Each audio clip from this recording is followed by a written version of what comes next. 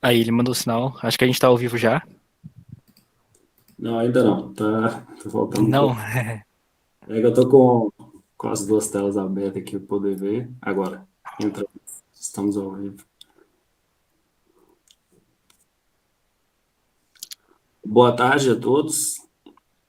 Me chamo Jason e estamos dando início ao segundo dia do evento do Quant Week, promovido pela Liga de Controladoria e Finanças da UFMG. Gostaria desde já agradecer ao Leandro Guerra por ceder seu tempo, espaço e o conhecimento conosco aqui para esse bate-papo. E vou passar agora para a palavra para o Luan, o presidente. Então, Luan, quero fazer as considerações. Uhum. Bom, primeiramente, boa tarde para todo mundo que está acompanhando a gente. Queria também agradecer ao Leandro pela participação, por tirar um tempo dele aí com a gente. Eu sei que até os horários para a gente que acaba trabalhando, atrapalhando um pouco, mas de qualquer forma, a gente hoje. Antes de passar a palavra para ele se introduzir, eu só queria deixar um recado aqui, que é o seguinte: a gente está organizando esse evento principalmente para tentar fomentar um pouco a discussão das finanças quantitativas e da ciência de dados dentro da UFMG ali, principalmente dentro do nosso curso, né, de controlador de finanças, mas não limitado a ele, em grande parte porque nos próximos semestres a gente vai estar trabalhando esse tópico, a gente vai tentando cada vez mais as finanças quantitativas para a liga, e eu queria só lembrar que o nosso processo seletivo está aberto até amanhã, às 23h59, então em algum momento aí vão colocar o link nos comentários, quem quiser, pode ficar à vontade. E é isso. Jason. Então, só agora queria dar início, de fato, ao nosso bate-papo com o excelentíssimo Leandro Guerra, que é adorado pela toda a comunidade da UFMG, muitas pessoas do nosso curso fazem a pesquisa balizado nele. Quem não ouviu falar sabe quem é o Leandro Guerra. Então, Leandro, eu gostaria que você falasse para a gente um pouco da trajetória, como foi o início do Leandro Guerra no mundo da ciência de dados. Claro, não, obrigado, pessoal. Primeiro, boa tarde para todo mundo aí que está assistindo a gente. Né, como o Luan tinha falado, aqui eu moro em Roma, né? Então aqui agora já são 9h02, então por isso que fica esse horário meio quebrado, né? Mas essas 5 horas de diferença, mas cá estamos. Para mim, eu acho sempre muito bacana conversar sobre esse tipo de coisa. E acho que o mercado se fortalece quanto mais gente passa a realmente entender, né? Até porque você pode encontrar de tudo, não necessariamente que tudo que tem por aí assim é realmente assim, confiável, vamos colocar dessa forma. Então, quanto mais conhecimento existir, quanto mais conhecimento tiver, melhor, até para criar uma consciência realmente de qualquer trajetória a seguir. Então, o dia que o Luan entrou em contato comigo, eu não penso duas vezes para aceitar esse tipo de coisa quando bate as agendas, porque eu acho que é o nosso dever, o nosso papel, né, fazer esse serviço de esclarecimento, né, e compartilhar esse conhecimento. Até porque a existência do meu canal, né, do Outspoken Marketing, ela veio justamente quando eu comecei a estudar mais para mim essa história de finanças quantitativas, e eu me deparava que não tinha conteúdo em português. Eu falei, meu, tem alguma coisa errada não está certa, né? Então eu falei, vamos começar um negócio diferente aqui, e aí a coisa só evoluiu, que é parte daquilo que a gente vai conversar aqui hoje, né? Então, quem é o Leandro Guerra? Quem sou eu? Da onde eu vim, que eu faço e como eu cheguei até aqui. Sou paulistano, 34 anos, casado há 10, e estou aqui na Itália há 5, né, sempre morando em Roma.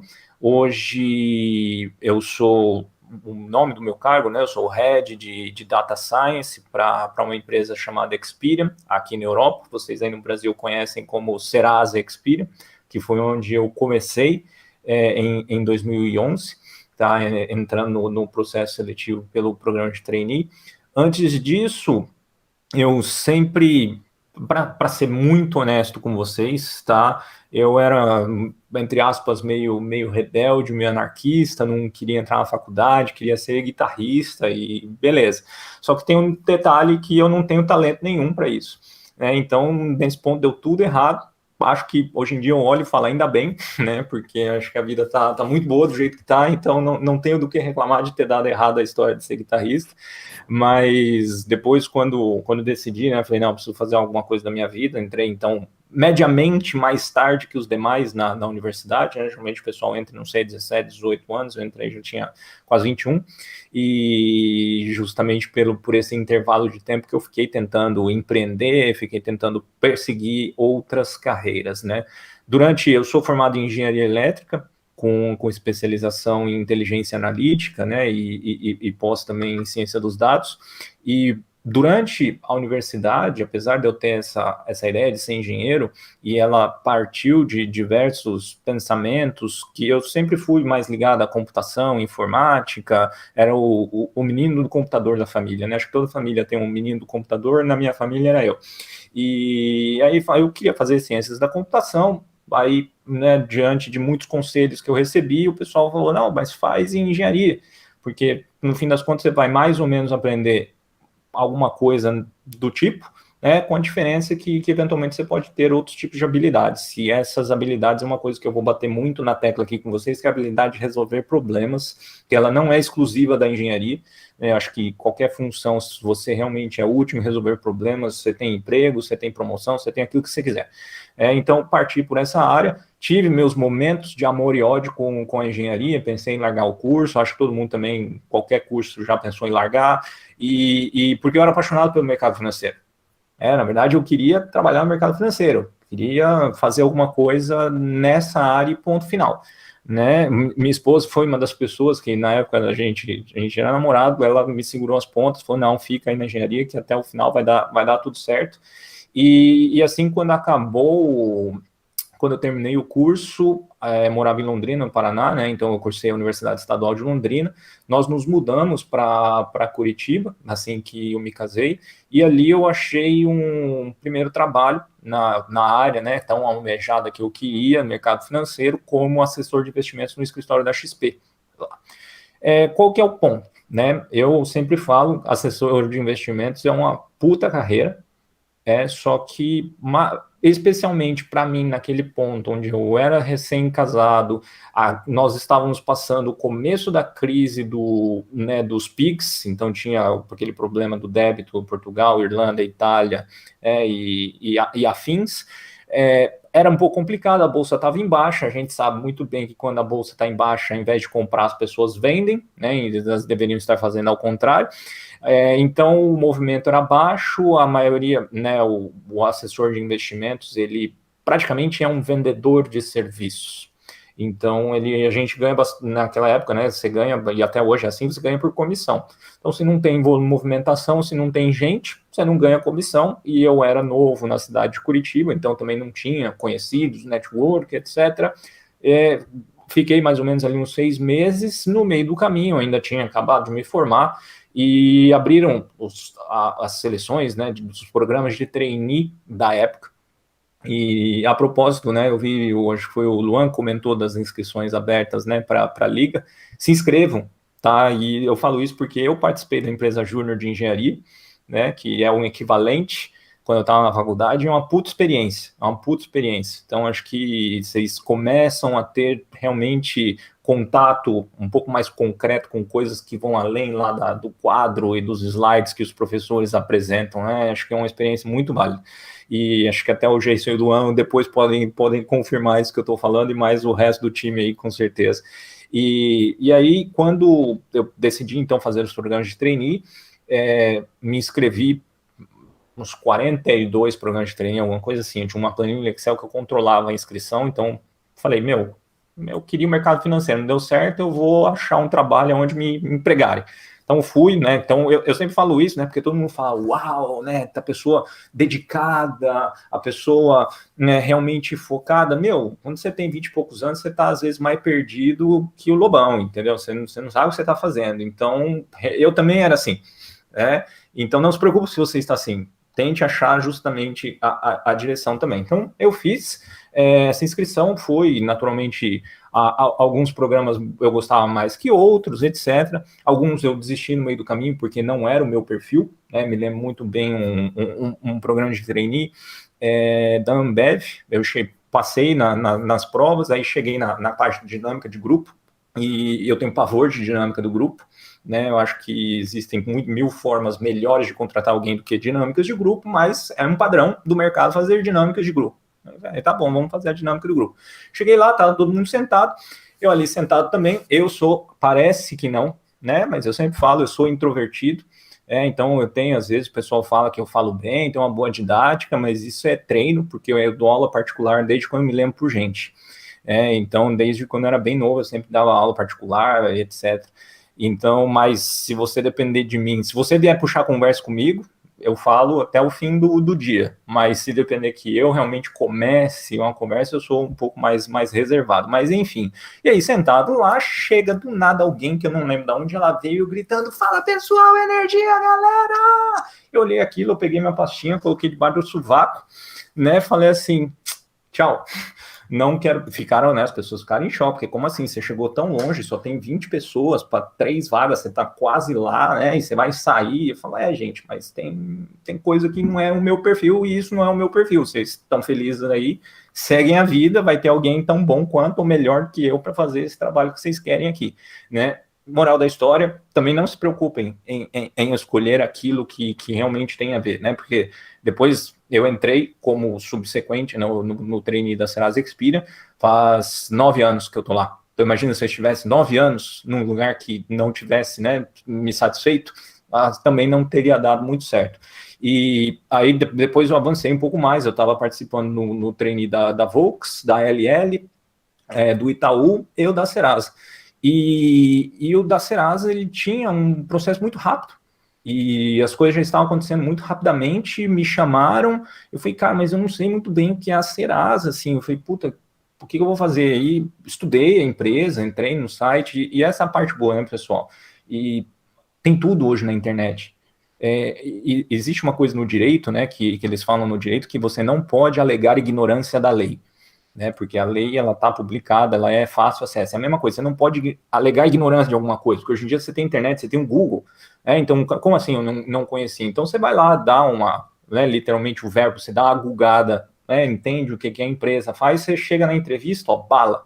Aí foi exatamente o que eu fiz, avancei nos processos, toda aquela metodologia, também teve dinâmica de grupo, mas confesso que foi uma dinâmica de grupo bem mais interessante, e no fim das contas era ali, setembro, já estava na fase final do processo, e eu falei, gente, aquela história, um pássaro na mão, 2 voando, eu falei, tô aqui, fechou o negócio. E no meio, só que aí que tá, no meio do processo seletivo e parte do projeto final que você tinha que fazer da seleção do trainee, eu me deparei ali já no trainee com uma área que chamava Decision Analytics.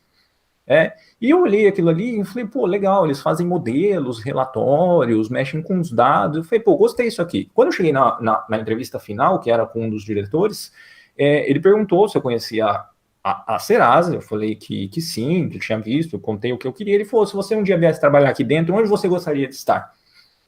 Eu falei, gostaria de trabalhar na área de Decision Analytics por causa disso, disso, disso. Deu certo, acho que, falei o que eu tinha que falar, me contrataram. Comecei, então, em outubro de 2011, exatamente dia 3 de outubro. Então, daqui a 15 dias, vou completar exatamente 9 anos que eu estou na Experian. Então, eu entrei, e aí, naturalmente, saí dos outros trainees, sabe Deus até onde, quanto tempo ia levar para os demais trainees. Quando entrei ali, programa de trainee, job rotation, 1 ano e meio, girando, etc. Na segunda área que eu passei na tal área de analytics, né? E ali foi amor à segunda vista, né? Já tinha sido a primeira quando eu fiz a entrevista lá, na preparação, e quando eu entrei ali foi amor à segunda vista. Eu falei, aqui que eu quero ficar. Também eu olhei assim, eu falei, cara, tem mais 10, tinham 12 áreas, né, para passar. Eu tava na segunda, eu falei, mas tem mais 10 áreas, tem 1 ano ainda que eu vou ficar girando. Cheguei lá na RH e falei, gente, então, eu quero ficar aqui. Não, mas você tem que fazer o trainee. Eu falei, mas é meio chato, esse daqui é legal pra caramba. Aí eles falaram, obviamente eles falaram não, e ainda bem que eles falaram não, porque um processo de trainee, para eventualmente quem tiver a oportunidade de participar, é extremamente, assim, útil, não tem nem o que falar, assim, deveria ser mandatório, mesmo que você não seja trainee, você fazer job rotation dentro da empresa, você fazer a rotação das áreas, porque você começa a fazer networking, você começa a entender como a empresa funciona, você começa a conhecer pessoas, tá? E isso é uma coisa que eu sempre falo, network não é happy hour, pessoal. Tá? Network não é você sair ali para tomar uma cerveja com o fulano da outra área, não é você ir na festa da firma e trocar uma ideia. Network é você fazer o trabalho, você conhecer as pessoas lá dentro, você ajudar, você resolver as coisas, porque o seu nome começa a girar. O fulano que é um trainee, o ciclano que é da área tal. E esse é um network de verdade. Né? Eu acho que eu fui em 5 anos que eu fiquei na empresa no Brasil, devo ter ido uns 3 happy hour. Entendeu? Então, assim, eu falo isso porque tem gente que acha, né? Não, precisamos ir lá socializar. Legal, você vai lá tomar uma boa cerveja, vai ter um tempo divertido, com certeza, mas não é o network verdadeiro. Né? O network verdadeiro é esse outro que você faz ali trabalhando naquele espaço que você tem para fazer o seu trabalho. E deu certo, acabou o programa de trainee, pude escolher a área que eu quis ficar, que foi exatamente essa área de analytics. E foi muito interessante, porque era bastante novo, consegui sair já no nível de, né, mais alto ali, comparado a outras pessoas que já tinham até mais um tempo lá de carreira, e aí começam os desafios, né, porque eu fiz engenharia, eu vi modelagem matemática até um certo nível. Na faculdade eu tive meu primeiro contato com o trabalho de redes neurais, num projeto de pesquisa, mas é diferente de você estar exatamente ali, né, mãos na massa, como estava. E, em paralelo a tudo isso, o meu sonho do mercado financeiro, ele nunca acabou. Né? Foi uma coisa assim, que beleza, não consegui trabalhar na área, mas eu gosto e continuo fazendo para mim mesmo. Então, desde então, passei pela crise de 2008, como quase todo mundo, perdi dinheiro na crise de 2008, recuperei depois em 2009, porque ali literalmente nós fizemos, né, uma recuperação em V, quando a gente olha o gráfico da bolsa em si. Então foi exatamente um aprendizado e eu sempre continuei estudando e fazendo a minha história em paralelo em relação àquilo ali. Eventualmente, né, dentro ali da Experian, então, toda a experiência começou a ser construída exatamente na área de ciência dos dados, que era o que o pessoal lá dentro do departamento de Analytics fazia. Então, ali foi o meu contato, o segundo, né, o primeiro tinha sido esse pequeno contato na universidade, ali foi onde realmente eu fui apresentado ao mercado de trabalho de ciência dos dados. E ali começa a vir os cliques, né, porque você olha aquilo que você está fazendo ali, né, o que a Serasa faz, né? A Serasa é o birô de crédito, majoritariamente, esse é o principal negócio. Mas ela também oferece consultoria para o desenvolvimento de modelos matemáticos, né? E alguém pode perguntar, tá, mas o que é isso, né? Que é um modelo matemático ou o que é esse tipo de consultoria?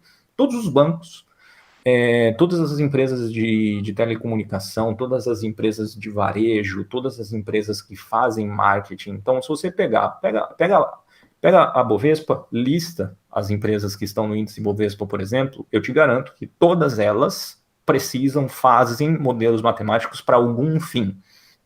Então a Experian também oferece, né, a Serasa também oferece esse tipo de serviço. Então você começa a ter o contato com o mercado, e aí eu comecei a bater o olho naquilo, eu falei, eu acho que isso daí dá para usar naquela outra coisa que eu gosto tanto, que é o mercado financeiro. Então, desde ali, eu comecei a fazer os meus testes, comecei a construir o aprendizado, em relação a essa área. Sempre gostei de compartilhar as coisas, ou compartilhar a forma que eu aprendia, então eu tive uns 2, 3 blogs nesse meio do caminho. Né? Tinha um que, quando eu estudava uma outra linguagem de programação, e tinha um que chamava Arte dos Dados, onde eu fazia algumas coisas nesse sentido, e isso é muito importante, seja você ter um blog, qualquer coisa, é importante que você tenha um canal para mostrar quem você é. Porque, eventualmente, quando você sair da universidade e você for para o mercado, quem é você? O que você fez? Você é um currículo lá na pilha de currículos do recrutador. Hoje em dia, legal, não tem nem essa pilha mais, porque não é mais em papel, é o digital. E aí, como que você chama a atenção? Então, eventualmente, além de você descrever que você é uma pessoa esforçada, que você sabe trabalhar em grupo, que você tem o potencial, você põe ali, meu LinkedIn é esse daqui. E lá no seu LinkedIn, você posta coisas relevantes da sua área. Você tem um blog, você escreve, que seja, né, eu falo diretamente da minha área, mas o mesmo é válido para a área de vocês. Então, quais são os temas relevantes, quais são os desafios que são previstos nos próximos 5 anos? Comece a falar sobre isso, comece a ler sobre, comece a emitir opiniões, e você começa a construir um arquivo sobre isso. E, eventualmente, e eu falo isso é verdade, não aconteceu só comigo, mas eu sei de outros relatos, mas contando a minha história, eu já fui chamado em entrevista de emprego porque a pessoa viu, além, né, do meu LinkedIn, a pessoa tinha visto meu blog, né? E eu já consegui, na época, projetos, né, como freelancer, consultorias paralelas à minha do trabalho regular, vamos colocar assim, porque pessoas simplesmente entraram em contato comigo e falaram: Leandro, eu vi que você faz isso daqui, você faria esse trabalho? Pô, claro, né? Pagando bem que mal tem, então a gente faz o serviço também. Então é importante que, independentemente da área, vocês comecem a criar exatamente esse tipo de consciência, tá? E aproveitem, porque as pessoas fazem pouco. Então, se tem gente que faz pouco, se você é um dos poucos que faz, a chance de você ser visto ainda é maior do que a outra, né? Então, a concorrência é menor, a chance de você se dar bem é maior. E então, começou essa história. Eu sempre, e isso já desde quando eu me lembro por gente, eu tive vontade de morar fora do país, né? Porque eu tenho um lema que é: acho que o mundo é pequeno demais para a gente ficar num lugar só. E eventualmente tentei já sair outras vezes, tentei emprego nos Estados Unidos, Canadá, etc. Até que um dia, na própria Experian, eu fui enviado para um evento nos Estados Unidos, porque eu falava inglês, então aqui é um outro ponto, né? Se vocês não sabem inglês, falem inglês. Eu ali da minha área, eu era o único que falava inglês, né? E aí apareceu a oportunidade, quem que vai? Vai aquele que fala o inglês. Então eu fui, e isso era 2012, né? E eu conheci um italiano lá em 2012, né? Que mais para frente, em 2015, seria a pessoa que hoje, em 2020, é o meu atual chefe. Então, lembra que eu falo do network? Aconteceu lá. E 5 anos, né, 3 anos depois do primeiro encontro, eu teria a oportunidade de vir na Itália, e estamos, né, desde então, há 5 anos que eu estou trabalhando com ele, e eu vim aqui para Roma. Então, essas coisas são importantes. Quando eu, e nesse meio do tempo, né, sempre investindo, tentando estudar essa parte de finanças quantitativas, quando eu cheguei aqui na Europa, a Europa tem um mercado. Vamos lá, vamos colocar isso direito. Ela tem um sistema bancário muito mais atrasado em relação ao sistema bancário brasileiro, tá? O sistema bancário brasileiro é assim, não existe comparação no planeta, né? Aqui na Itália, por exemplo, a capacidade de você fazer um TED, uma transferência, nem um TED, né? Se fazer uma transferência direta de uma conta para outra para cair no mesmo dia, chegou faz 3 meses, não é 3 anos, 3 meses. É uma coisa que no Brasil você hoje nem pensa que, nossa, como assim eu não posso fazer uma transferência de uma conta para outra no mesmo banco e não cai no mesmo dia? E ainda mais agora está chegando o Pix, por exemplo, um outro sistema de pagamento. Então, assim, o Brasil é extremamente evoluído no sistema bancário. E isso que não tem concorrência, né? Isso que só tem 4 bancos que praticamente regulam todo o mercado, né? Aí essa é a parte que é diferente na Europa. Então, apesar de aqui na Europa você ter um sistema não necessariamente tão evoluído como o sistema brasileiro, mas qual que é a diferença? Você tem concorrência, porque daí você não tem só os bancos italianos, você tem os bancos franceses, você tem um banco alemão, você tem um banco de todos os restos dos países. E o mercado é aberto, o mercado não é fechado, não tem cartel. Então, o que acontece? Você tem uma ampla gama de outros produtos, né? Então, por exemplo, da minha conta no banco, eu posso comprar ações dos Estados Unidos. Você não pode fazer isso no Brasil. Agora o sistema está evoluindo, tem os BDRs da Bovespa, né? Então a coisa está melhorando, mas até pouco tempo isso era uma coisa impensável, né? E aqui é de longa tradição. Então eu tive acesso a diferentes instrumentos financeiros, e isso potencializou a minha, né, trajetória dentro do mercado financeiro. E principalmente na parte de modelagem quantitativa. Aqui, então, em 2016, né, eu cheguei aqui na Europa em dezembro de 2015, então no começo de 2016 eu comecei o Outspoken Marketing em paralelo ao meu trabalho na Experian. E justamente nesse trabalho do Outspoken Marketing, se vocês veem a cronologia dos vídeos, né, tem mais de 150 lá, vocês veem que no começo eu falava bastante de trading, e hoje tem um leque um pouco mais abrangente na parte de ciência dos dados, até porque foi um pedido do pessoal para também falar mais sobre isso. Mas a moral da história é: durante esse tempo, eu aprendi, tive toda a experiência nesses 9 anos, né, de trabalho como cientista dos dados, e eu transpus esse conhecimento de modelagem matemática para dentro do mercado financeiro. Então, é assim que surgiu, né? Então, em alguns minutos, essa foi a minha trajetória, essa é a minha ligação com o mercado. E aí, eu acho que o grande ponto, né, que devem estar presente na cabeça de vocês nesse momento, tá, Leandro, mas e se eu, por exemplo, quiser começar, né? Por onde que eu faço, para onde que eu vou e como é que funciona, né? Acho que o ponto principal é o seguinte, vocês precisam entender. E aí pode entrar até uma coisa que a gente estava, né, eu, Geison e o Luan, a gente estava discutindo um pouco antes de entrar ao vivo, né? Existe, eventualmente, se você está começando, você pode imaginar que, putz, eu preciso aprender programação, né? E na faculdade não ensinam, ou eu não me dou muito bem, e, puxa, mas eu tenho como fazer alguma coisa sem programação? Tem, principalmente se você está começando. Tem, né? Tem. Naturalmente, vai ser, se você realmente almeja uma carreira mais longeva, né, nessa área, naturalmente você vai ter que aprender. Mas você não precisa aprender já no dia 1 para começar a fazer isso, né? E uma das coisas que eu recomendo, por exemplo, e que acreditem, né, é muito difícil de encontrar, é alguém que seja realmente bom em Excel. Só que assim, eu tenho quase certeza, deve ser, sei lá, talvez de todo mundo que nos veja não deva ter o Excel no seu computador, mas em algum computador que você tem acesso, com certeza tem o Excel. Então, é uma ferramenta que é amplamente disponível, extremamente poderosa. Se não fosse, né, a Microsoft não seria a empresa que é, porque é parte de um outro conjunto de serviços que a Microsoft oferece, né? Mas não é à toa que ela é o que é, porque ela oferece ferramentas muito boas. Então, você pode começar pelo Excel, por exemplo, né? E aí você pode pensar o que é modelagem quantitativa, o que é um modelo quantitativo, né? Do que exatamente a gente está falando.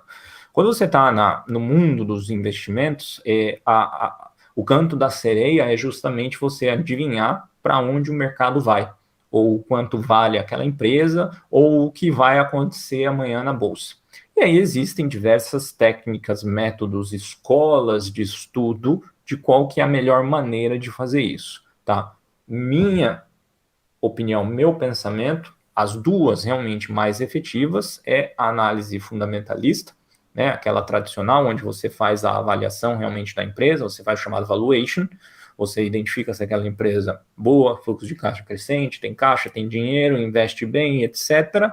E no longo prazo, as ações são o melhor investimento do planeta, corrigindo inclusive a inflação.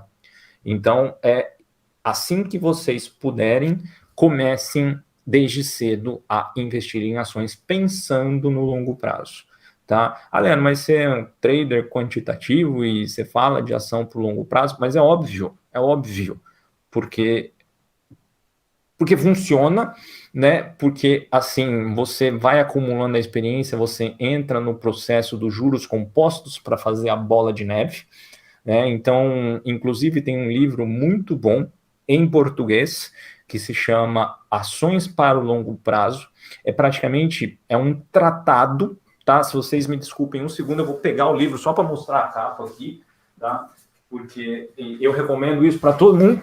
Então, tá a versão em inglês, mas existe, tá? Grande jeito, ó, nem preciso, tá aqui, ó, tá ali com ele. Leiam, assim, leiam, não tem desculpa para não ler. Sabe o que a gente estava conversando no começo, né? Não posso alegar ignorância. Você não pode alegar ignorância. Leia esse livro, né? Que é fenomenal.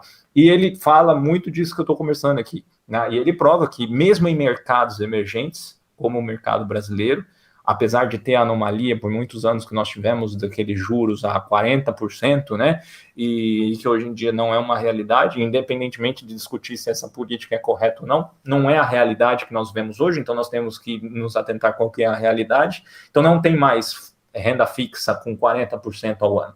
Então a gente se aproxima de novo com o fato das ações serem o melhor tipo de remuneração para o longo prazo, combatendo inclusive a inflação. No meio do caminho, você pode, né, vamos dizer, esse é o plano de longo prazo. Pensando no curto prazo, você pode pensar nas finanças quantitativas até para potencializar a entrada de recursos, de capital para essa sua carteira de ações de longo prazo. Essa é a minha estratégia, essa é aquilo que eu acredito, é aquilo que eu faço. Então você pode pensar em fazer modelos matemáticos, né? E então a primeira definição que eu acho que a gente tem que tirar desse encontro de hoje é o que é um modelo matemático? Em uma linha, é uma aproximação da realidade. Então você faz uma continha, você faz uma fórmula matemática para aproximar a realidade. Que realidade? Que você quiser.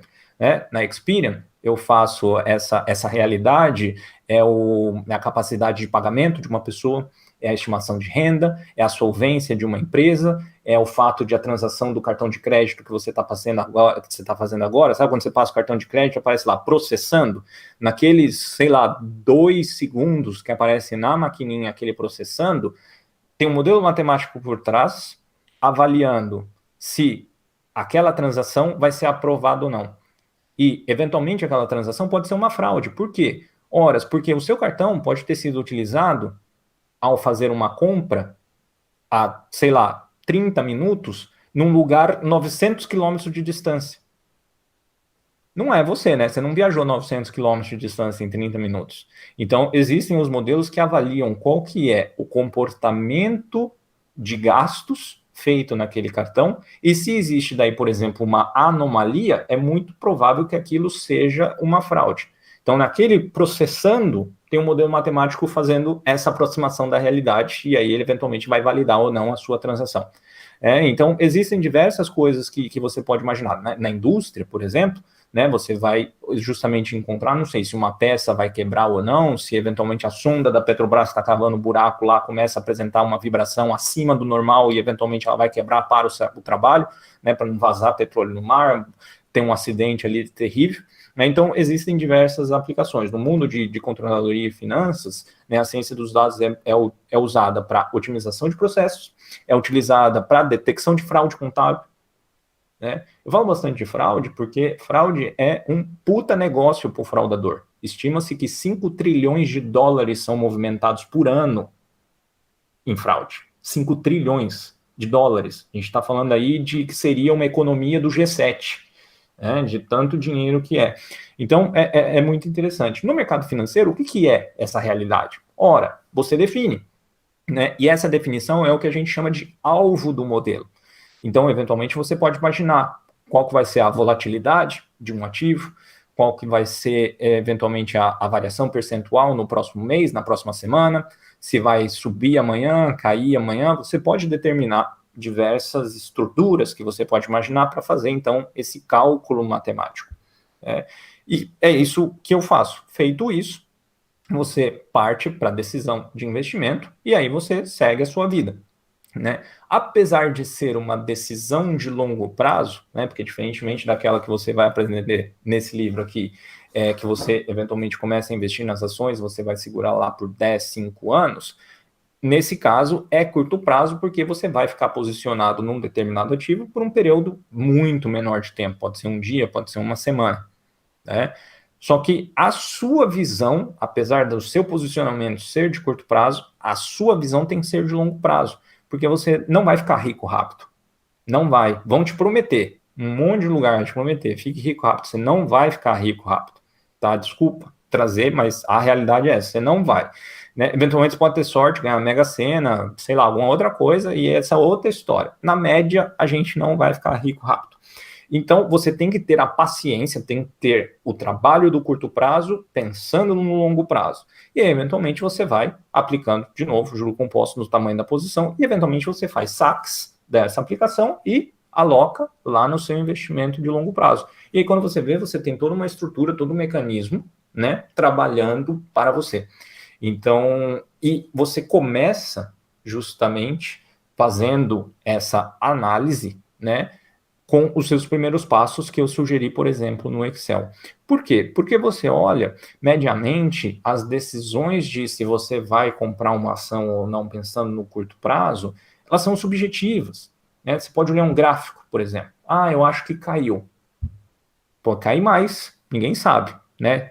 Ah, mas olha lá em março, metade de março, tinha caído 20%, uma semana depois tinha caído 50%. 20% estava barato, 50% é mais barato ainda.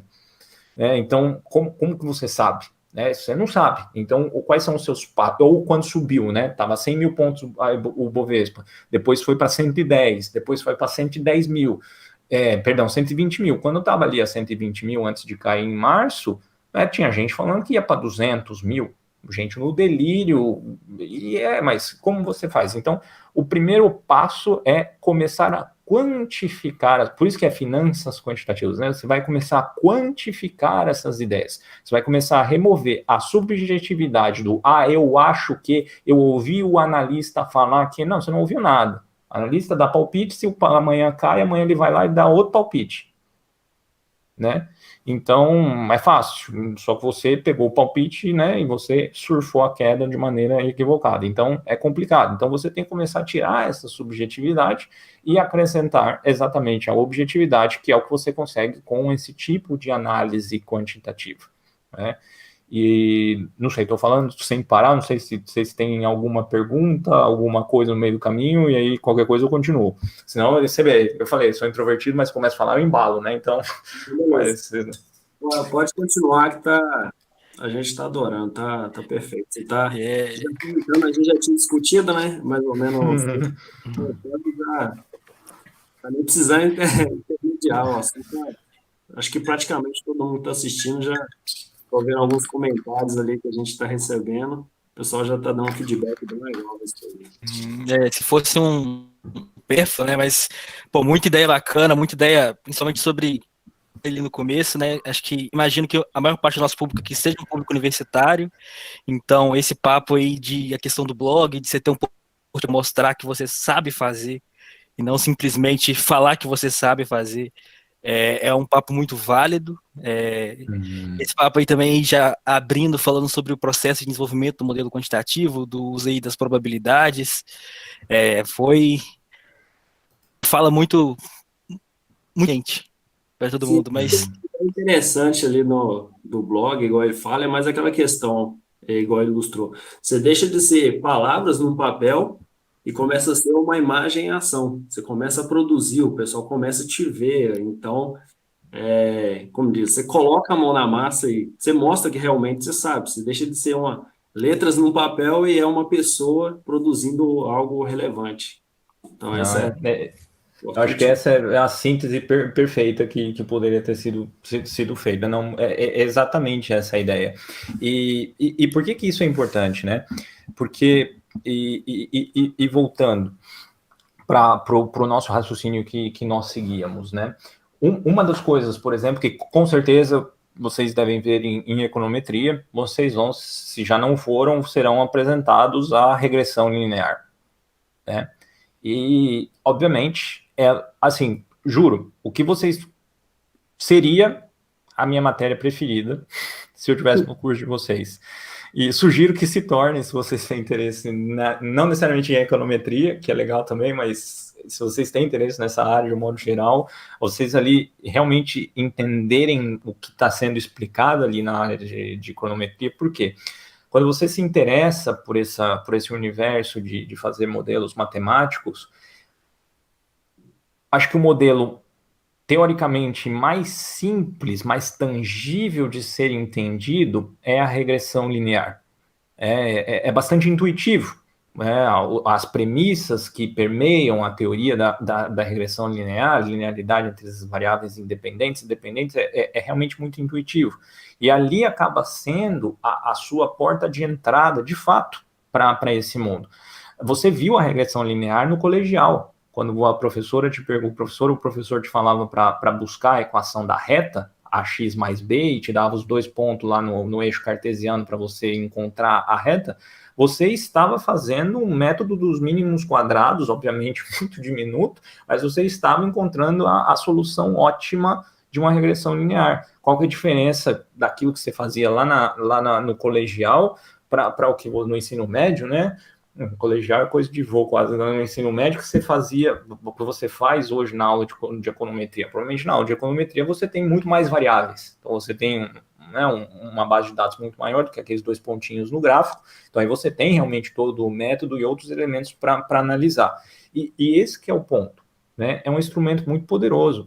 Até para dar um feedback para vocês, essa indústria na qual a Experian é uma das empresas que existem, né, existem várias outras, ela usa a regressão linear. Não só na área de vocês, obviamente, com certeza usa diversas análises, é um instrumento poderosíssimo. Só que o que acontece? Na área de vocês, acontece, né, o uso mais comum é utilizar o modelo matemático como um instrumento explicativo do fenômeno.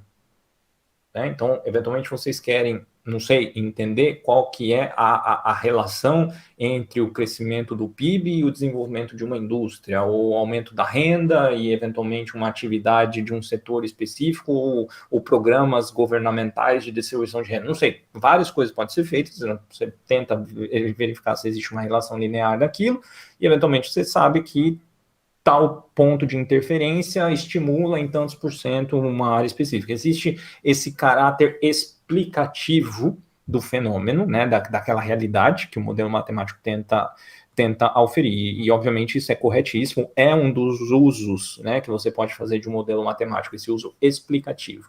Mas aí tem aquilo que a gente chama que é o uso preditivo, que é o fato assim, ok, e se eu tiver, então, outras variáveis independentes, que são novas, né? E eu quero saber o que vai acontecer ali na frente, né?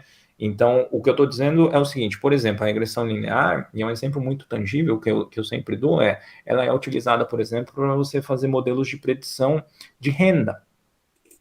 Né? Então, quanto aquela pessoa tem de renda ou de riqueza de um modo geral, né? Então, você tem uma base de dados, você faz o modelo e aí você identifica. Só que quando chega uma pessoa que não fazia parte daquela base, como você infere, né, a renda daquela pessoa? Ora, você pega aquele modelo, as informações dela, coloca e o modelo vai te dar a saída falando, olha, aquela pessoa tem uma estimação, sei lá, uma renda de 50 mil reais por ano, né? Eventualmente vai ganhar ali seus 4.500 reais por mês, mais ou menos, né? Então, é para isso que é utilizado. Então, tem esse caráter que a gente fala preditivo. E eu sempre falo que, se bem feita, né, e atendendo os princípios, toda aquela metodologia que às vezes pode parecer chata, que vocês estudam em econometria, se você realmente entender aqueles princípios e usá-los bem redondinho, o Excel é uma ferramenta poderosíssima para você fazer a regressão linear, tem análise de dados lá dentro do Excel, tem uma função que chama ProGLin também, ou você pode ainda querer ser mais interessante, ainda fazer ali meio na mão, não importa, que você pode chegar em algumas estimativas já do seu primeiro modelo quantitativo. Então, você pode, por exemplo, brincar ali e entender qual que é a relação dos retornos de um ativo, não necessariamente pensando no dia seguinte, mas daqui uma semana, um prazo maior, e entender algumas variáveis, né, que se aplicam ali.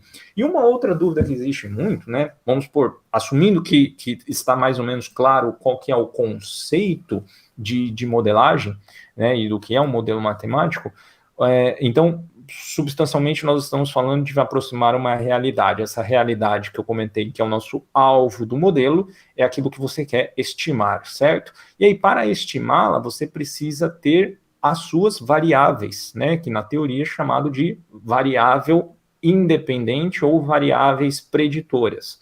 Nada mais são do que as características que vão te ajudar a descrever aquele fenômeno. Né? Então, vamos supor, aqui na tela, né? Vamos supor que você tivesse um modelo para identificar quem está na tela. Né? Então, no momento tem 3 pessoas aqui, o Jason, o Luan e o Leandro. Né? Quais são as características, né? Quais são as variáveis que seriam utilizadas aqui? Ora, o Leandro tem ali no canto dele um aquecedor, tem uma tomada, uma porta. O Jason tem uma parede branca e ele usa óculos. O Luan, ele tem um fone verde, uma parede branca e também tem uma porta de vidro. Aí, olha que interessante. O modelo muito facilmente identificaria, por exemplo, o Jason, porque ele tem ali a parede branca e basta. O Leandro e o Luan, eles têm a parede branca, mas tem uma porta com os pedaços de vidro. Então, ali o modelo se confunde um pouco. Então, qual que é a diferença? O Luan tem um fone verde. Então, ele sabe, o modelo saberia que o Luan é aquela pessoa ali e o Leandro é aquela restante. Então, estes elementos, tá, que são descritivos, são exatamente aquilo que vão ajudar, são as entradas do modelo que nós falamos, para conseguir identificar quem era das três pessoas que estão ali falando no modelo. Quando você, o que é isso, né? Esse é o ato de você apresentar ao modelo quais são as características que descrevem aquilo que você quer descrever. Qual que é a diferença? A diferença é que você não tem só 3 registros, né? Só 3 elementos na base, mas você tem uma base de dados que tem, não sei, 10 mil, 15 mil, 20 mil, 100 mil registros, né? Quando você aplica isso para o modelo justamente chegar nesse entendimento, é o que a gente chama de processo de treinamento. Nada mais é do que você falar o seguinte, falar, olha, modelo, aqui tá não só 3 exemplos, né, mas aqui tem, por exemplo, 5 mil exemplos de pessoas ou de situações características, né, e como elas estão descritas por essas variáveis. E qual que é o seu alvo? Identificar quem é quem. Então, quando você fala para a máquina, olha, você precisa aprender isso, é o processo de treinamento de modelo. E daí vem a expressão machine learning, aprendizado de máquina. Nada mais é do que você está fazendo isso. Né? Aí você olha, tem um pessoal que às vezes complica o negócio. É isso. Você tem uma função matemática, onde você vai ter uma base de entrada que contém os atributos, as variáveis que vão te descrever um fenômeno. E aí o fato do computador, entre aspas, aprender isso é o processo de machine learning.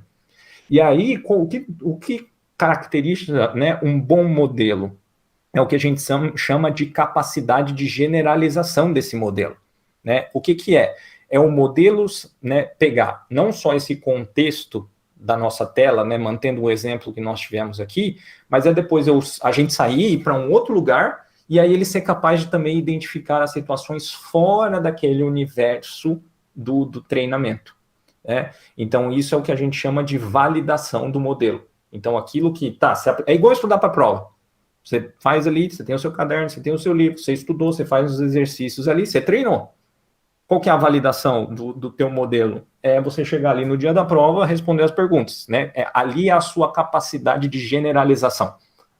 Então, o que você busca? Acertar todas as questões na prova, ser capaz de generalizar, né, o máximo possível situações diferentes daquela que você estudou, que não necessariamente são as mesmas perguntas que vão cair na prova. Fazendo uma analogia, é isso. E por que isso é importante? Tá?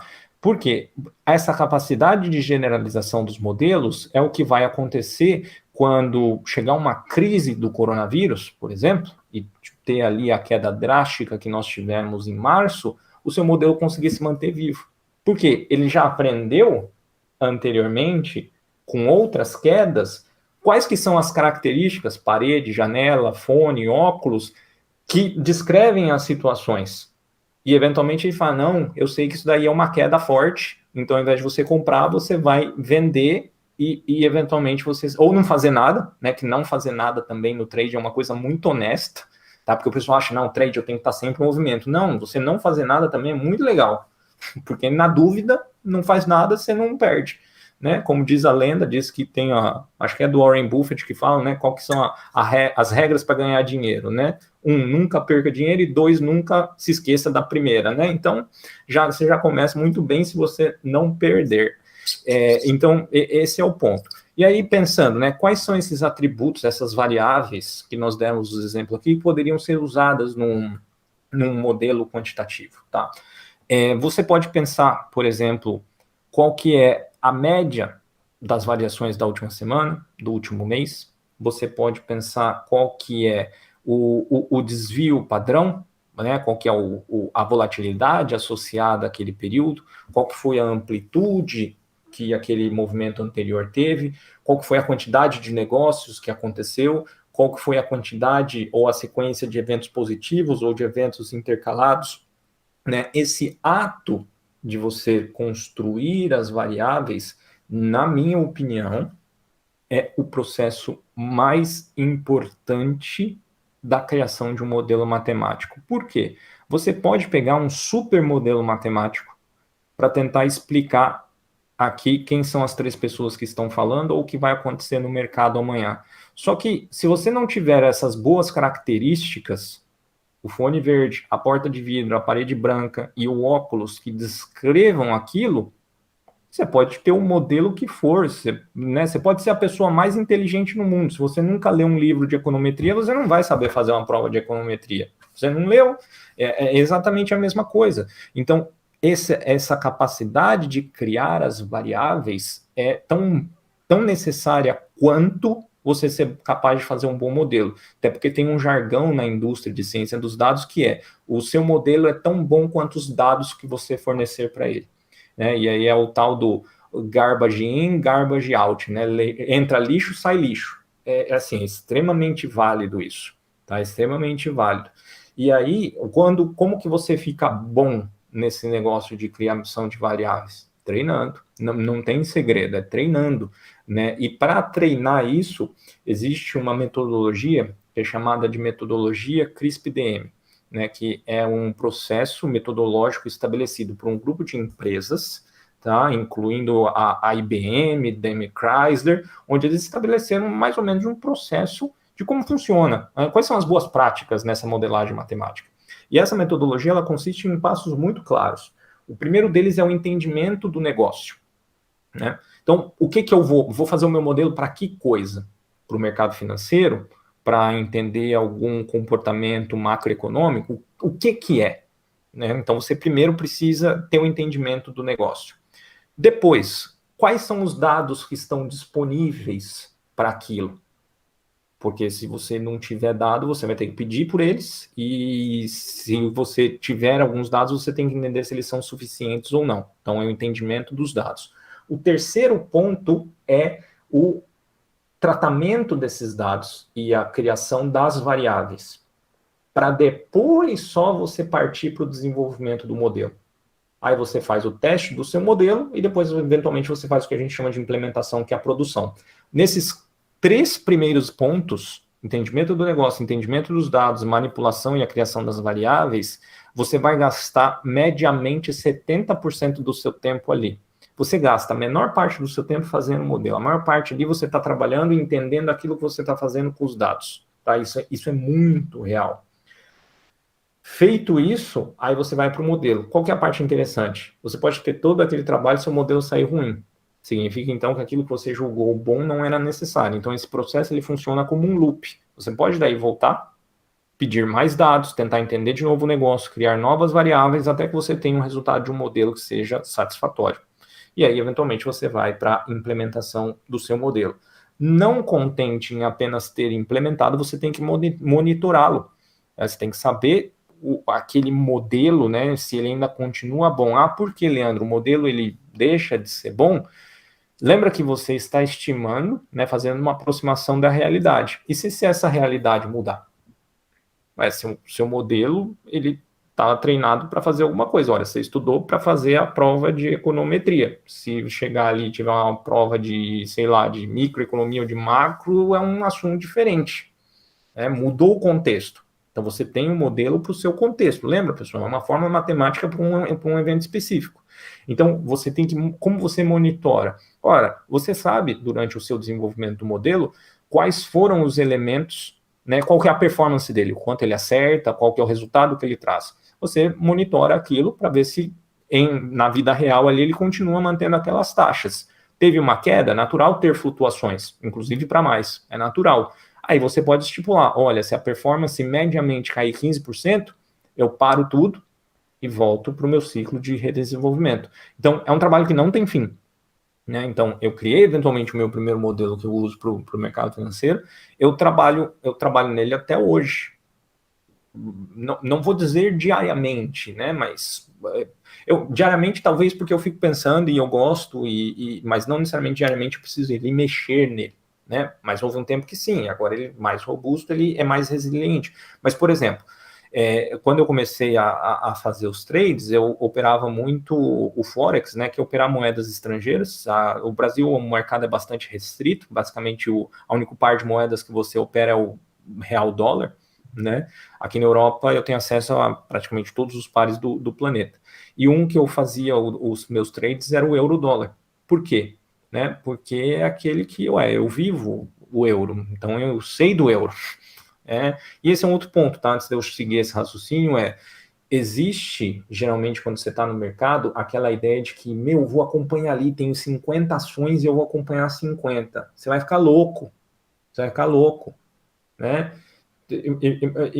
Imagina, sei lá, imagina um médico, né? Ou mesmo na carreira na área de vocês, né? Você tem, obviamente, um conhecimento generalista, ok? Mas, naturalmente, você se especializa. Você vai para a controladoria, você vai a alguma área de finanças específica, você se especializa. Por quê? Porque é onde você consegue concentrar sua energia, seu esforço e aprender cada vez mais daquela área para você ficar muito bom naquela área, para você ser a pessoa requisitada daquela área. Quando você está no mercado é a mesma coisa. Mas diversificar é bom, Leandro, né? Porque diversificar diminui o risco. Só que dá mais trabalho e diminui o ganho também. É uma escolha, né? Mas eu acho que como dizem, é mais se você não sabe o que você está fazendo. Eu não diversifico. Eu sou especializado, eventualmente, em um par. Sabe por quê? Porque recentemente, coisa aí de um ano, né, um pouco mais, a volatilidade sumiu do euro. Desapareceu, ficou uma droga. Ela reduziu muito, tal qual o meu modelo ele começou a ter, não um resultado ruim, mas não acontecia nada. Ele não operava, porque não tem volatilidade, não tem movimento. Se não tem movimento, é como você cutucar ali um corpo com uma vareta e tá morto, não tem nada. Eu, por conhecer muito o ativo, percebi isso, o que eu fiz? Mudei. Aí hoje eu faço, né, com a libra esterlina, dólar, com outro par. Mas justamente como eu tinha a atenção voltada para aquilo, hoje eu migrei para um outro par que tem uma volatilidade elevada.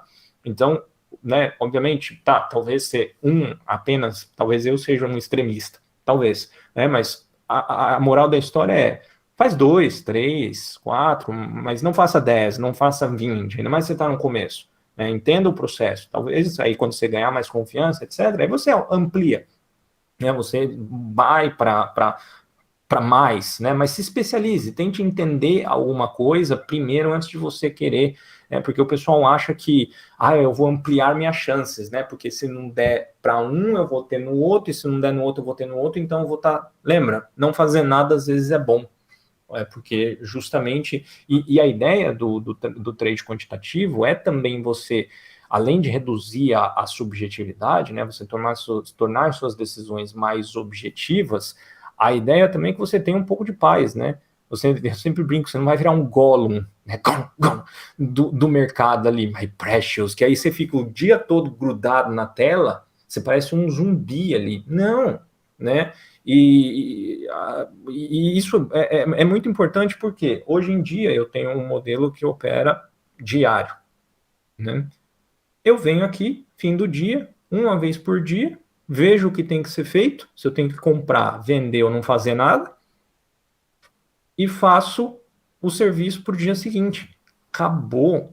Às vezes eu olho ali no meio do dia porque é legal, eu confesso, também não sou assim, um papo ali que não... Não, eu olho. Mas a questão você não precisa ficar ali, né? O Gollum do precioso ali do mercado, né? Você não precisa. Então, obviamente, tem gente que vai preferir fazer um intraday, legal, a escolha do sujeito, né? Mas, por exemplo, eu trabalho o dia todo, às vezes estou em reunião antes do lockdown, antes da pandemia, eu viajava mais do que eu ficava em casa. Então, como é que eu vou fazer esse tipo de coisa? Eu tinha que, né, achar uma solução para o meu problema. Né? E o meu problema era, eu quero fazer trade, mas não tenho muito tempo para ficar grudado na tela do computador. Então, essa foi uma saída. Inclusive, né, eu estou desenvolvendo há um tempo um modelo para o semanal. Aí eu quero fazer isso só uma vez por semana. Entendeu? Nossa, porque aí é fácil ganhar dinheiro assim, né, Leandro? É fácil? Faz 5 anos que eu estou brincando com esse negócio. É bem fácil, com 5 anos de facilidade, né? Então, é assim, as coisas levam tempo. Lembra aquilo que eu falei no começo, você não vai enriquecer rápido. Né? Às vezes acontece, você pode ser ali o desvio padrão, aí que tá.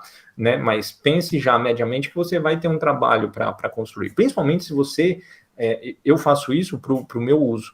né, e ensino os meus alunos a fazerem isso. Eventualmente, tem pessoas que podem querer realmente seguir essa carreira profissionalmente. Né? Realmente, eu quero ser um trader de derivativos, eu quero ser um trader numa casa de investimentos, ou eu quero abrir minha própria casa de investimentos. Né? Você pode, eventualmente, querer seguir essa carreira. Então, ainda mais se você realmente quer seguir uma carreira nessa área, você vai precisar passar pelas certificações, você vai precisar passar por todo um processo que não vai acontecer amanhã. Né? Uma das certificações que é necessária é o CFA. E a gente sabe que a prova, primeiro, acho que acontece 1, 2 vezes no ano, e é uma prova extremamente cara e que leva tempo para você estudar. Então você vai pelo menos ali para ser capaz de gestir, né, de gerir o dinheiro dos outros, ainda vai pelo menos uns 3 anos de estudo só para isso. Aí no meio do caminho você vai aprendendo e acumulando a experiência nessa área.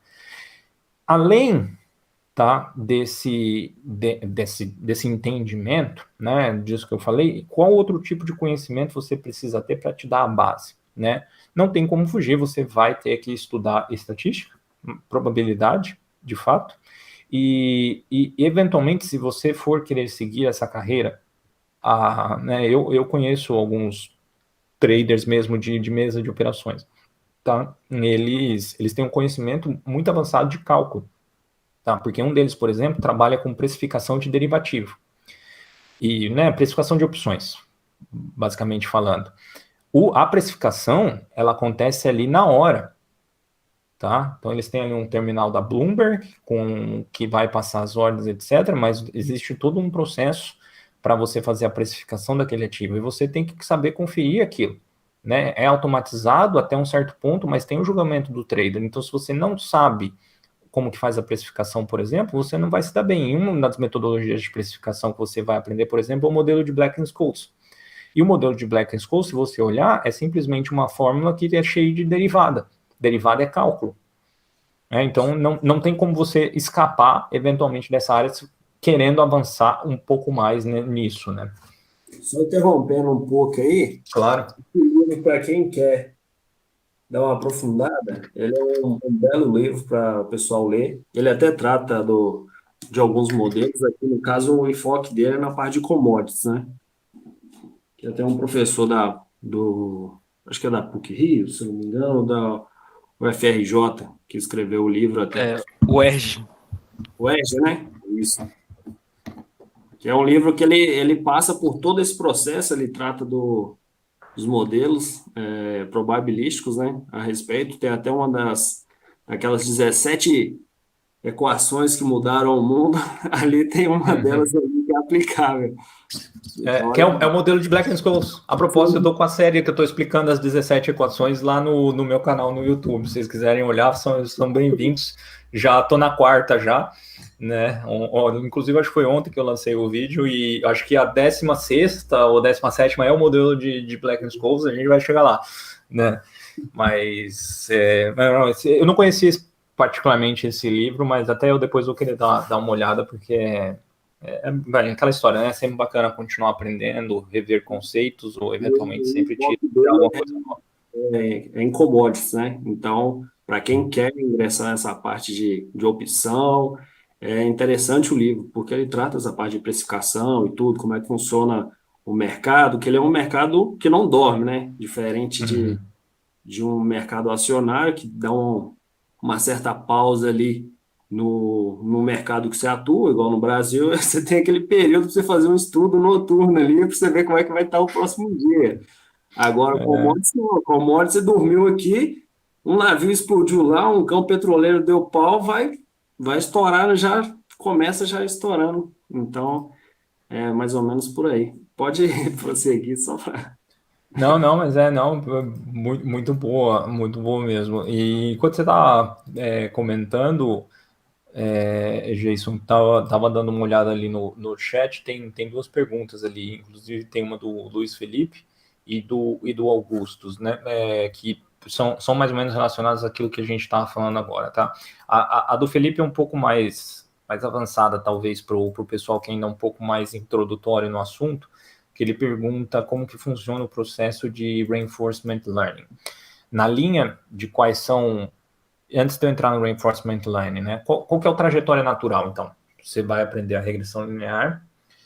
Anotem esses nominhos, porque até se você quiser estudar depois por conta ou ver, e também tem qualquer coisa no meu canal, vocês podem olhar também. Então, você vai estudar a regressão linear. A trajetória natural, vamos dizer assim, é que você passe pelas árvores de decisões e pela regressão logística, tá? Qual que é a diferença, né? A regressão linear, ela é muito clara. O seu alvo, ele é um número contínuo, né? Então, alguma coisa de 0 a 100, de 0 a 1, de 0 a 1 milhão, não importa. Ele é um número contínuo, esse geralmente é o alvo da sua regressão linear, e a relação entre as suas variáveis, né? Ela tem, basicamente falando, uma relação linear também.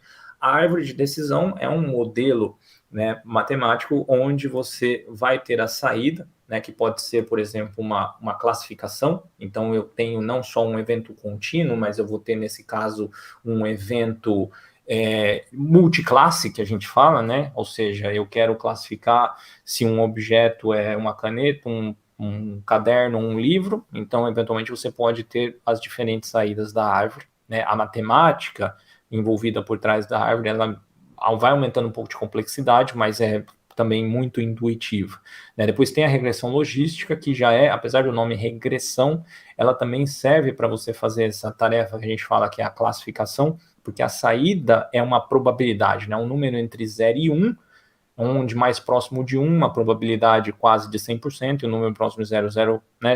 Zero chances de ser um determinado evento que você tem, e essa regressão também pode ser múltipla, né? Então, a regressão logística é um caminho natural. E, eventualmente, aí você pode chegar a modelos bem mais avançados. Mas, assim, a gente está falando para começar, né? Então, juro, se você aprender muito bem esses três, já é, assim, um começo espetacular. Aí tem a pergunta do Luiz Felipe, né? O processo de Reinforcement Learning. Dentro do Machine Learning, tá, e acho que é até legal fazer uma distinção, né? Porque vocês podem ter ouvido falar de inteligência artificial, de aprendizado de máquina, que é o Machine Learning, e eventualmente vocês ouviram falar, por exemplo, do Deep Learning, né, que agora se fala muito, né, dos veículos autocontrolados, detecção de imagens, movimento, etc. Tem um hype sobre o Deep Learning. O Deep Learning tem uma aplicação muito específica, que são essas aí que eu comentei, tá? Ah, mas eu posso fazer o Deep Learning para estimar o preço das casas? Pode, mas assim, você pode, sei lá, matar uma formiga com chinela havaiana, ou você pode matar a formiga com um tiro de revólver, você escolhe, entendeu? Então, você vai realmente fazer um Deep Learning para fazer um negócio que você não precisa usar Deep Learning, esse que é o ponto, né? Qual que é a melhor ferramenta? A melhor ferramenta é aquela que resolve o problema da maneira mais simples possível, né? Se você quiser usar Deep Learning, então, não é o caso, você só vai gastar tempo e não vai chegar a lugar nenhum, né? Até porque quando você entra realmente no mercado, você vai ver que o modelo não é você só desenvolver, tem que implementar, e implementar custa dinheiro. Então, você é o cara que desenvolve, né? Você é a pessoa que desenvolve modelos, legal. Só que vai ter alguém, um colega seu que trabalha no departamento de TI, que vai ter que implementar aquele negócio ali. E o departamento de TI tem outras coisas para fazer. Então, quanto mais simples for o seu modelo, melhor vai ser para ele, para a empresa e para todo mundo, né?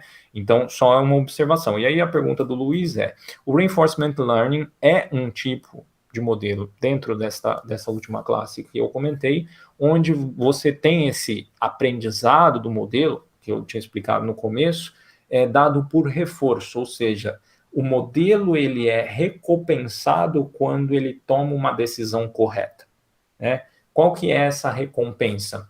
Assim como você estimula o alvo, essa recompensa, por exemplo, pensando no mercado financeiro, pode ser a volatilidade reduzida ou aumentada, pode ser o ganho que você teve após o modelo tomar uma determinada decisão, e aquilo traz um reforço para ele saber que aquele comportamento que ele teve deve ser mantido, ou aquele caminho que ele está percorrendo para chegar naquela decisão final, ele vai ser mantido. Eventualmente existe o lado também da punição, né? Porque se ele perdeu, aquilo foi, obviamente, subtraído do processo, e eventualmente ele ignora aquele caminho que ele estava percorrendo, onde ele eventualmente tomou o prejuízo, pensando aqui no mercado. a base matemática para os modelos, né? Eu quero começar a estudar modelos de reinforcement learning. O processo é muito simples, então, o sistema de recompensa, tá? Que o modelo ele vai realmente continuar seguindo ou continuar tomando decisões com base se aquela decisão que ele tomou é alguma coisa que é correta, né? Então, vamos supor, o modelo vê que após 5 dias de queda, geralmente aquilo é um dia que dá uma recompensa positiva. Então, toda vez que for identificado 5 dias de queda, o modelo ele tende, então, a tomar aquela decisão que te leve àquele comportamento positivo, tá? Aqui eu estou falando de uma maneira muito mais generalista para que todo mundo possa ter a compreensão. O que acontece? Eu quero entender um pouco mais. A base, tá, do Reinforcement Learning que você pode começar a estudar, por exemplo, são as cadeias de Markov, que é uma sequência de estado, né, onde o estado futuro vai depender do estado anterior, mais uma aleatoriedade, tá? Então, é bem interessante esse ponto. Inclusive, no meu Instagram ontem, eu publiquei um videozinho bem bacana que tinha uma intuição, né, de como funcionava isso. Eu estou colocando ali no chat do YouTube, ainda está lá, é o último post que eu fiz, e se vocês quiserem dar uma olhada, pode entrar. E aí a pergunta que a gente tem ali do Augusto também, né? Como você vê o mercado utilizando os conceitos de data science aplicados dentro do fluxo de informações não diretamente correlacionadas com o mercado? Por exemplo, o volume de notícias divulgadas. E aí, com licenças, que eu tenho que pegar um outro livro que eu deveria ter deixado aqui, não deixei, que é exatamente... Oh, meu nossa, onde está ele? Aqui. Existe esse livro aqui, tá? Que chama The Man Who Solved the Market. O homem que resolveu o mercado, né? Não sei se já chegou a tradução em português. Ele conta uma biografia, né, do Gene Simons, que ele é a pessoa, o cérebro por trás do maior e mais bem-sucedido fundo quantitativo da história do planeta, onde este fundo quantitativo tem, desde 1988, tá, retornos anualizados, já descontadas as taxas, de 39% ao ano. Né? E aqui tem a tabelinha dos retornos, por exemplo, no final do livro, e tem exatamente as informações. Qual que é a ideia? O Gene Simon começou a fazer tudo isso que a gente está conversando hoje, na década de 80. Então, ele foi um dos pioneiros, realmente, por isso até que eu acho muito justo esse título de o homem que resolveu o mercado. De fato, ele foi um dos pioneiros. E por que eu estou contando isso? Aqui nesse livro, tá, vocês podem ver que uma das coisas que eles falam, eles tentavam acumular a maior quantidade de informações possíveis, mesmo que talvez elas parecessem não ter sentido com o mercado. E olha que bonito isso, tá? Por quê? E uma das coisas que eles comentam no livro, eles começaram... Qual que era o problema? Você ia trabalhar num banco de investimento na década de 80, lá em Wall Street, né, que era a realidade deles, era um pessoal muito quadradinho, que só entendia do mercado financeiro. Então vinha todo mundo sempre com as mesmas ideias. Eles começaram a trazer pessoas que não tinham necessariamente ideia nenhuma do que era o mercado, para justamente serem capazes de absorver novos conhecimentos. E aí, por causa dessa diferença de pensamentos, inclusive eles começavam a analisar informações que, em teoria, não estavam ligadas com o mercado, como, por exemplo, isso que o Augusto colocou na pergunta dele aqui. Então, eu acho uma coisa super legal, né? E inclusive, é um negócio que é muito difícil encontrar uma base acessível a nós, pessoas físicas, que contenha o histórico de notícias. Tem um monte, né? Mas ou você tem que desenvolver o seu próprio mecanismo para fazer a captura dessas notícias, que inclusive eu já ensinei o pessoal a fazer, ou eventualmente você tem que comprar. E depois você tem que manter esse sistema em produção. Aí a pergunta faz sentido? É eficiente? Demais, demais. Eu tenho um artigo publicado na revista de Finanças Aplicadas da FIA, tá? Lá de São Paulo, e inclusive está no meu LinkedIn, o link para o artigo, onde eu mostro um modelo baseado em notícias e em balanços de empresa, né? E eu estava querendo justamente prever o retorno das empresas. E aí lá é um exemplo onde eu usei uma regressão linear. Né? Leiam esse artigo ali, tá bastante explicado, dá para vocês terem uma boa ideia disso que eu estou falando. E ali, Augusto, eu usei notícias, tá? E tem também como funciona você analisar a metodologia, você pode dar uma olhada lá até para te dar mais ideias disso que você está falando aqui. Então faz todo sentido, e esse é o ponto, né? Existe a chamada teoria dos mercados eficientes.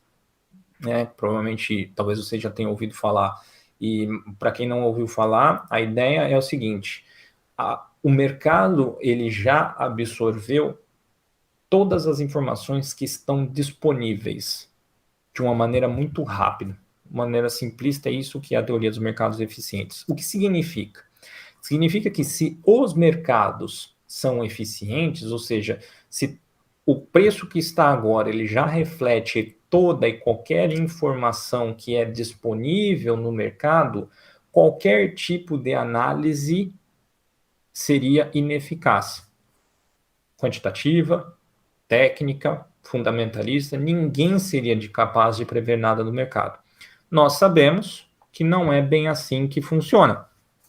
Tem todo o exemplo desse livro, tem inúmeros outros exemplos por aí no mercado. Ou seja, os mercados eles são quase eficientes. Eles têm uma porcentagem de ineficiência. E é justamente essa pequena porcentagem de ineficiência que nós, todos esses participantes que tentam fazer uma coisa, exploramos. Né? Então, sim, o fato de você tentar indicar, tá? Estão elogiando o teu bigode, Luan, lá no YouTube. Se você conseguir adicionar essas informações, Augusto, né, sobre elementos que não necessariamente estejam amplamente disponíveis, a sua chance de ter o que a gente chama de alfa, né, que é essa vantagem, que é essa capacidade adicional de prever alguma coisa, com certeza estará ao seu favor. E não sei, pessoal, vocês alguma outra pergunta, algum ponto que eventualmente faltou? A gente está aberto aqui. Eu ainda acho que mais uns 10 minutinhos eu consigo ficar. É mesmo nisso, Leandro. A gente não quer muito ser invasivo no seu tempo, porque a gente sabe até que aí já é tarde. Agora ficou bem tarde, né? Já começamos a meia-noite, agora para você já era tarde, ficou um pouco bem tarde.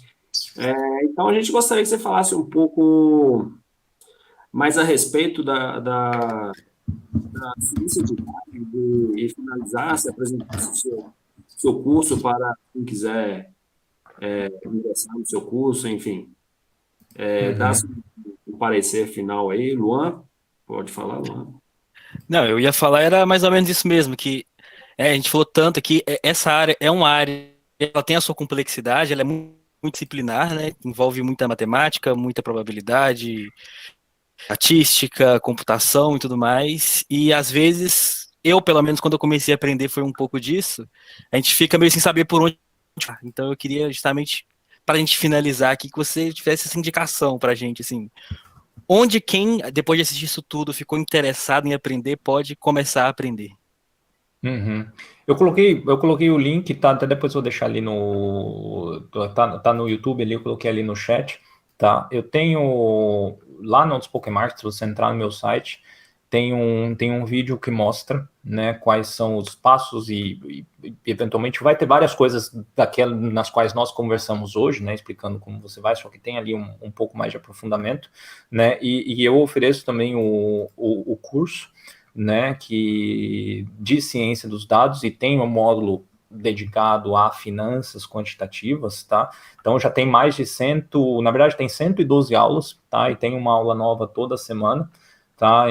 Eu fiz justamente com um preço extremamente acessível, porque acho que é justo assim, inclusive, né, para poder ampliar bastante o acesso de todo mundo, né? Então tem todos os detalhes lá, e aula nova toda semana, tem uma vez por mês live comigo também, para que a gente, porque é muito bacana esse contato, né? Geralmente o pessoal lança as perguntas ali, tem um monte de coisa que sai melhor das lives, né?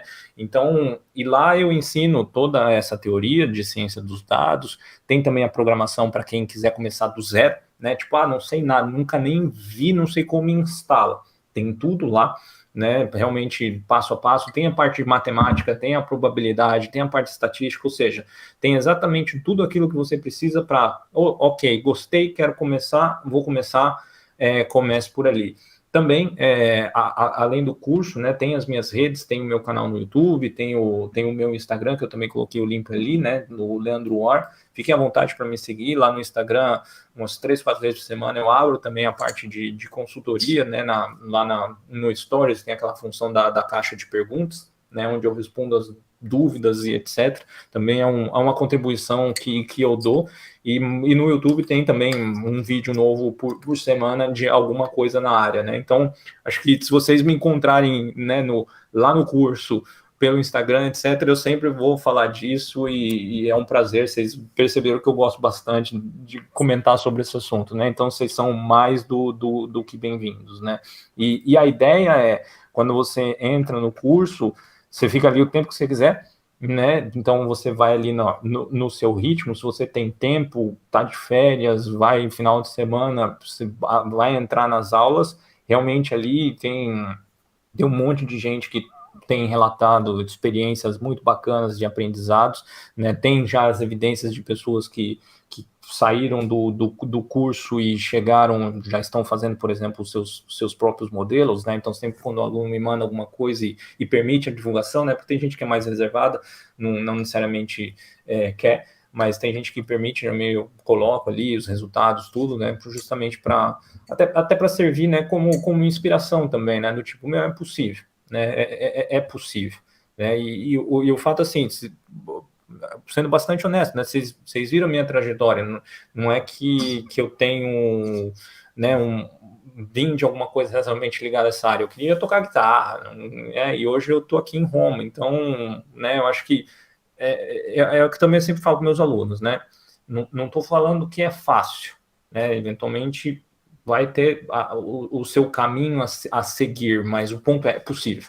É possível. Então, se a gente seguir sempre essa ideia do que é possível e ter a paciência para as coisas acontecerem no tempo que elas têm que acontecer, não tem erro, vai dar certo no final, não tenho dúvida nenhuma disso. Então, Leandro, a gente gostaria de novamente agradecer a sua presença, a sua disponibilidade aqui de passar esse tempo, sua conversa com a gente. Acho que para mim foi extremamente enriquecedor, assim, acho que para todos que participaram, até pessoas futuras que virão assistir a live que vai ficar gravada no YouTube aí para quem quiser. E, sinceramente, estarei lá no seu curso, quero conhecer ainda mais, vou procurar ainda mais, igual comecei no início, muitos alunos da UFMG que se interessam por esse ramo, de trabalho. O pessoal te conhece, o pessoal aprecia bastante o seu trabalho, tudo aquilo que você desenvolve, o que você cria em termos de material, de conteúdo. O pessoal sempre tem um feedback sempre positivo em relação a tudo. Então, novamente, muito obrigado. Obrigado por estar aí com a gente e boa noite para você aí. Não, obrigadão.